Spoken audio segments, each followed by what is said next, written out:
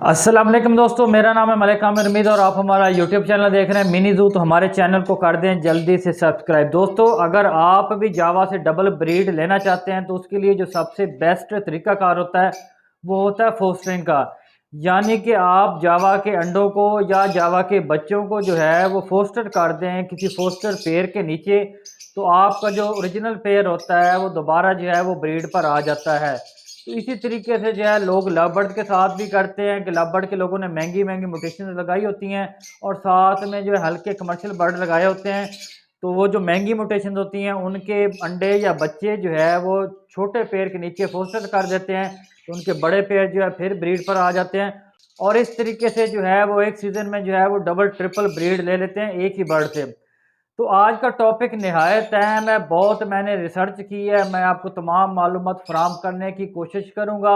Video थोड़ी सी लंबी हो सकती है, मैं आपको पहले ही बता दूं, फिर आप ये ना कहें कि आमिर भाई आपने वीडियो को लंबा क्यों कर दिया, क्योंकि ये टॉपिक ही ऐसा है कि इसमें बात थोड़ी सी आगे जा सकती है डिटेल में। तो अगर आपके पास टाइम है तो अभी वॉच कर लें, अदरवाइज हमारी वीडियो को डाउनलोड करके रख दें और जब आपके पास टाइम हो तो कंप्लीट वीडियो को वॉच करें। कोई भी हिस्सा आपने स्किप आज की वीडियो का नहीं करना, वरना आप जो है अपने जावा से डबल ब्रीड नहीं ले सकेंगे। दोस्तों, जैसे कि मैं आपको रीज़न बता चुका हूं कि फोस्टरिंग क्यों करवाई जाती है डबल ब्रीड लेने के लिए। तो अब जो पहले नंबर पर पॉइंट है वो ये है कि जावा की फोस्टरिंग जो है वो किस फिंच के नीचे करवानी चाहिए, ज़ेब्रा फिंच के नीचे करवानी चाहिए या बेंगलाइज फिंच के नीचे करवानी चाहिए। तो दोस्तों, जैसा कि सारी दुनिया जानती है कि बेंगलाइज फिंच जो है वो सबसे अच्छा फोस्टर है। बेंगलाइज फिंच जो है वो ज़बरदस्त फोस्टर है, लेकिन ज़ेब्रा फिंच से भी आप फोस्टरिंग करवा सकते हैं। अगर आपके पास बेंगलाइज फिंच नहीं है, ज़ेब्रा फिंच भी है, तो आप उससे भी फोस्टरिंग करवा सकते हैं। वो इस तरह से कि आपने जो अंडे उठा के जो है वो बेंगलाइज के नीचे रखने हैं। अगर आपके पास बेंगलाइज नहीं है तो आप वही अंडे उठा के ज़ेब्रा फिंच के नीचे भी रख सकते हैं, तो ज़ेब्रा फिंच भी फोस्टरिंग कर लेगी। अगर बेंगलाइज है वेल एंड गुड, वो तो बेस्ट है। अगर बेंगलाइज नहीं है तो आपको खरीदने की ज़रूरत नहीं है। अगर ज़ेब्रा फिंच भी है तो आप उससे भी गुजारा चला सकते हैं। हाँ, अगर आपके पास दोनों नहीं है तो फिर यही आपको सजेस्ट करूंगा कि आप बेंगलाइज फिंच लें। बेंगलाइज फिंच में थोड़ी सी एक प्रॉब्लम आती है, वो ये है कि इसके मेल फीमेल की पहचान जो है वो डिफरेंट होती है। कुछ लोग कहते हैं इसके मेल भी जो है बहुत अच्छे फोस्टर होते हैं, लेकिन मेल फीमेल अगर हो तो वो ज़्यादा बेस्ट है। दूसरे नंबर पे जो बेंगलाइज फिंच में थोड़ा सा इशू है कि वो कॉलोनी में जो है वो ब्रीड नहीं करती। अगर आपके पास जो है 4-5 पेयर हैं और आप चाहते हैं कि आप उनसे फोस्टरिंग करवाएं, बेंगलाइज फिंच की बात कर रहा हूं, तो आपको अलग-अलग जो है वो पोर्शन केज लेने पड़ेंगे। एक ही जगह पे जो है बेंगलाइज फिंच का भी ब्रीड नहीं करती, रात को ये एक ही मटकी में घुसकर बैठ जाती है। दिन को अंडे जो है वो मुख्तलिफ बॉक्स में या आपने हंडियाँ लगाई हुई तो उसमें दे देते हैं, लेकिन जो है रात को एक में घुसकर बैठ जाते हैं। तो ये कॉलोनी में बिल्कुल फ्लॉप है ये बर्ड। लेकिन अगर ज़ेब्रा फ्रेंच के अगर आपके पास 4-5 पेयर हैं, छोटी सी आपने कॉलोनी बनाई हुई है, तो अगर आप जावा के बच्चे जो है वो ज़ेब्रा फ्रेंच के नीचे फोस्टर करते हैं तो वो इजीली पाल लेंगे। यानी कि आपको केज बाय केज नहीं लगाना पड़ेगा। अगर आपकी कॉलोनी लगी हुई है ज़ेब्रा फ्रेंच की 4 पेयर 5 पेयर की, तो आप उसमें फोस्टर करवा सकते हैं। उसके बाद आप जो है जावा के बच्चे जावा के नीचे भी फोस्टर करवा सकते हैं। यानी कि आपने फ़ोन जावा लगाई हुई है, फ़ोन जावा जो है आपको पता है महंगी है, तो आप जो है उसके लिए जो है ये जो ग्रे जावा होती है ये सबसे बेस्ट है। इसके नीचे भी उसके अंडे बच्चे फोस्टर कर सकते हैं, क्योंकि ग्रे जावा का रेट जो है वो इंतहाई कम है, फ़ोन जावा का रेट सबसे हाई है। तो आप जो है फ़ोन जावा के बच्चे जो है वो ग्रे जावा के नीचे भी फोस्टर करवा सकते हैं। सबसे जावा के लिए जो सबसे अच्छा फोस्टर है वो ग्रे जावा है, अगर आपने महंगी म्यूटेशन लगाई हुई है। तो उम्मीद है कि आपका ये पॉइंट क्लियर हो गया होगा कि आपको जो है किन फिंच के नीचे जो है वो फोस्टिंग करवानी चाहिए अपने जावा की। दोस्तों, अगर अभी तक आपके परिंदों ने ब्रीड नहीं किया तो ये हमारे पास को 7-8 किस्म की नेचुरल प्रोडक्ट्स अवेलेबल हैं। पहले मैं आपको बता दूं क्या क्या चीज़ है, छोटा सा क्लिप है, आपने ज़रूर देखना है। ये एग शेल का पाउडर है, अंडे के छिलके का पाउडर है, बिल्कुल प्योर। उसके बाद ये नरम सॉफ्ट वाला झींगा अवेलेबल है, जो कि आप अपने बर्ड को सॉफ्ट फूड के बगैर वैसे भी रख देंगे किसी बर्तन में डाल के, तो आपके परिंदे खा लेंगे और उनको फ़ायदा होगा। उसके बाद ये हमारे पास समुद्री झाग और समुद्री जो सिप्पी होती है, कैल्शियम की कमी के लिए इसको यूज़ किया जाता है, इसका पाउडर भी हमारे पास अवेलेबल है। उसके बाद हमारे पास ओरिजिनल मोरिंगा जो है ये भी अवेलेबल है, ये भी आप हमसे बाय कर सकते हैं। ये सारी प्रोडक्ट्स जो हैं ये ब्रीडिंग के लिए बहुत काम आती हैं और ब्रीडिंग को इंक्रीज़ करती हैं। उसके अलावा हमारे पास ये झींगे का पाउडर अवेलेबल है, ये केकड़े का पाउडर अवेलेबल है, मछली का पाउडर भी अवेलेबल है। तो ये सारी प्रोडक्ट्स जो हैं आप हमसे अलग-अलग भी बाय कर सकते हैं और इकट्ठी मिक्स भी जो है आप हमसे करवा सकते हैं। तो अगर आप ये बाय करना चाहते हैं, इनके फ़ायदे जानना चाहते हैं, तो हमारे इसी दिए गए व्हाट्सएप नंबर पर रब्ता करें। आपको तमाम प्रोडक्ट्स के रेट्स, इनके फ़ायदे और इनके इस्तेमाल का तरीक़ाकार जो है हम आपको व्हाट्सएप पर गाइड कर देंगे और इसका जो डिलीवरी का तरीक़ाकार होगा वो भी आपको व्हाट्सएप पर बता देंगे। तो जल्दी करें, ब्रीडिंग सीज़न जो है अभी आधा गुजर चुका हुआ, आधा रह गया। अगर अभी तक आपके बर्ड ने ब्रीड नहीं की तो ये सारी प्रोडक्ट्स या मिक्स करा के आप हमसे बाय करें, इंशाल्लाह ताला आपको फ़ायदा होगा और आपके परिंदे भी जो है वो अच्छी और ज़्यादा ब्रीड करेंगे। अब उसके बाद जो दूसरा पॉइंट है कि फोस्टरिंग किस चीज़ की करवानी चाहिए, अंडों की करवानी चाहिए या बच्चों की करवानी चाहिए। तो देखें, मैं रिकमेंड करूंगा कि आप जो है वो अंडों की फोस्टरिंग करवाएं, बच्चों की ना करवाएं। और फोस्टरिंग के लिए एक पॉइंट और मेरे ध्यान में आ रहा है, फोस्टरिंग के लिए आपने ऐसा पेयर का इंतखाब करना है जिसने पहले ब्रीड ना की हो। याद रखिएगा, ज़ेब्रा फिंच के नीचे करना चाहते हैं, बेंगलाइज के नीचे करना चाहते हैं या ग्रे जावा के नीचे करना चाहते हैं, तो उसने पहले ब्रीड ना की हो, खुद उसने ब्रीड ना की हो, यानी कि उसने अपने बच्चे ना पाले हो। याद रखिएगा, जो पेयर जो है एक दफ़ा अपने बच्चे देख लेगा, उसको फीड करवा लेगा, वो कभी भी किसी दूसरी फिंच के बच्चे नहीं पालेगा। तो इसके लिए आपने हमेशा पट्ठे लेने हैं, पट्ठों को रेडी करना है। आप उनकी एग लेइंग करवा सकते हैं, लेकिन जो है ना बच्चे ना निकलवाएं। बच्चे निकलवाएंगे तो जब किसी और फिंच के बच्चे उसके नीचे फोस्टर करेंगे तो उसको पालेंगे नहीं। तो इसलिए मैं रिकमेंड करता हूं कि आप जो है वो अंडे पहले नंबर पर फोस्टर करवाएं।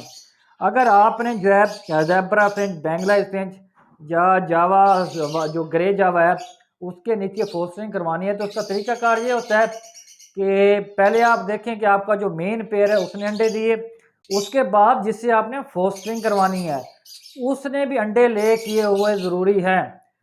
कुछ लोग कहते हैं भी आप नीचे अंडे रख दो तो ऊपर बैठना शुरू कर देते हैं, नहीं ऐसे बैठती हैं, आप अंडे ज़ाया कर बैठेंगे। दोनों के जो है वो सेम ही टाइम में जो है वो अंडे देना ज़रूरी है फोस्टरिंग के लिए। ये नहीं है कि आपका बेंगलाइज का पेयर है, उसको अंडे दिए हुए 10 दिन हो गए हैं और वो बच्चे निकालने वाले हैं और आपको ख्याल आया कि भाई अभी जावा के फोस्टर करते हैं, तो आप उसके अंडे उठा के उसके नीचे रख देंगे तो फोस्टर नहीं करेंगे, वो अंडे ख़राब कर देंगे। इसलिए दोनों की टाइम जो है वो मैच करना चाहिए अंडे देने का, फिर ही बेहतरीन फोस्टरिंग होगी और आपका जो फोस्टर पेयर होगा वो अच्छे तरीके से जो है इनक्यूबेट भी करेगा, बच्चे निकालेगा भी सही और बच्चों को पालेगा भी सही।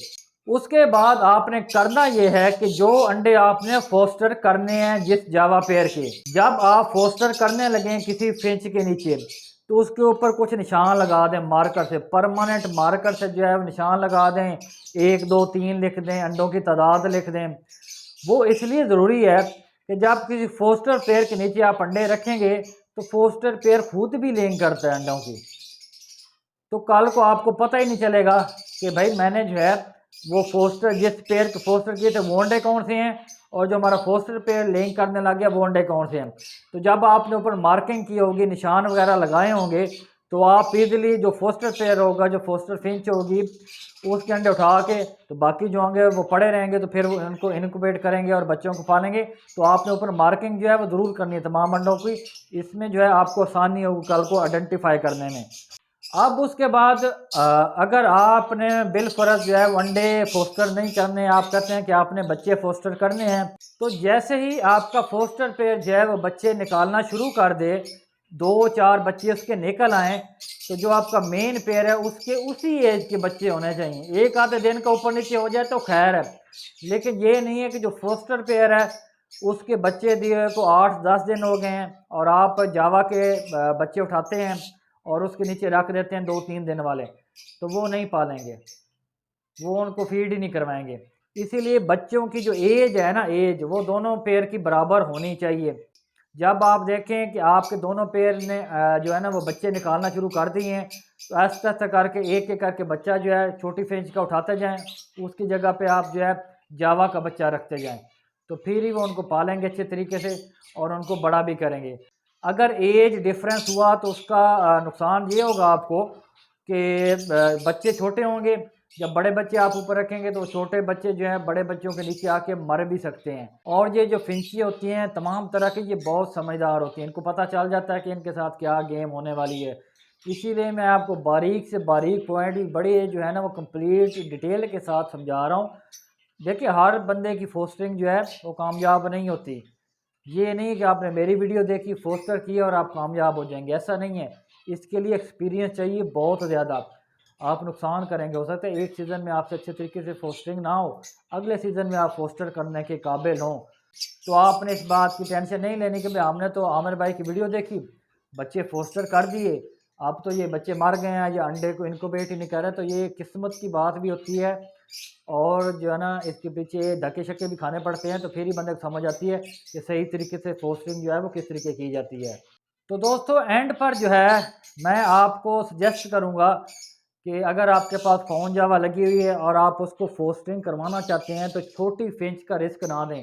कार वो भी देंगी फोस्टर, वो भी अंडे भी इनक्यूबेट कर देंगी, बच्चे भी पाल लेंगी। लेकिन कोशिश करें कि अगर आपके पास फ़ोन जावा लगी हुई है, इवन कि वाइट जावा भी लगी हुई है, तो वाइट और ग्रे का जो मतलब जो ग्रे का रेट है वो उसका डबल रेट है वाइट का।